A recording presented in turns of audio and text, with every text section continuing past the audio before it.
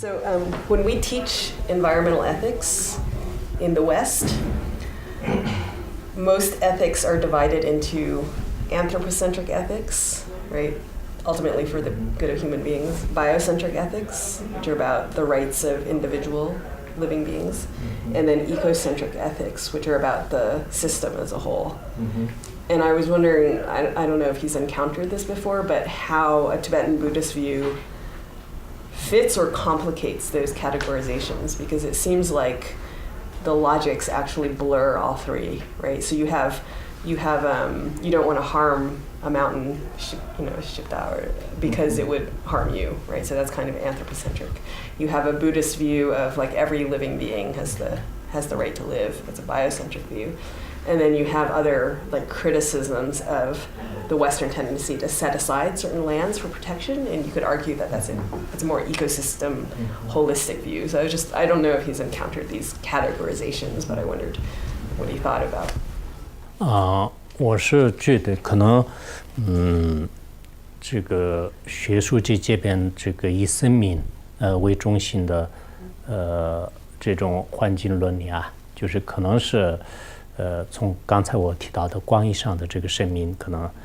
但如果它是我刚才提到的，就是整个人类和动物，就是这个生命为中心的话，那就是佛教是可能着重于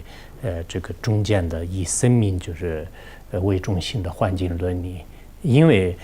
在这个世界上，我一直这样认为，就是佛教也是说是这个生命是最可贵的，那么我觉得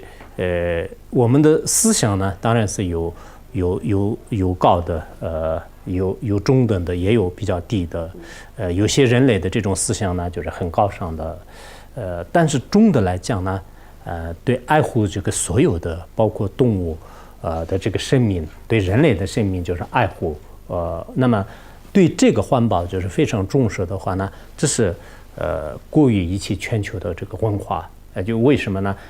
我们的人类的教育呢，就是一定要越来越提升，就是对所有的生命就是要关注。如果我们人类这是一个人类就是为中心的话呢，实际上是对整个生态也好，对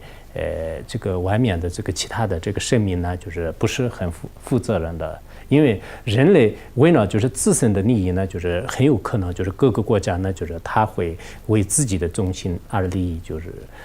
就摧毁就是环境，这样这个生态平衡呢，就是很难以就是实现。同时呢，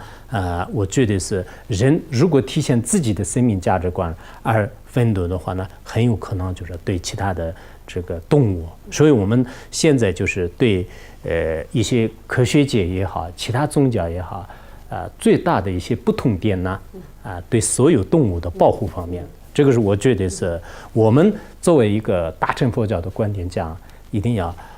就保护这个所有的这个生命。虽然我跟动物呢，就是现在比较起来，因为我的这个思想还没有很高的层次，就是我们就是很多人的可能保护人类，但实际上这种理念呢，并不是很先进的。如果我们的理念真的跟动物跟人类呢，就是一样的，就是保护，就是到这样的身上，这个时候我觉得是人类的思想呢，就是已经就是更上一层楼。那有了这样的理念的时候呢，对整个环境和对整个生态平衡的话呢，它用一种爱的这种这个行为来就是体现，就是发挥就是它的一切的这种行动，就是所以说呢，我觉得佛教的这个思想呢，就是应该是保护就是所有的不但是人类，还有呢就是动物，同时呢就是植物也好，就是整个国家，因为我们大乘里面讲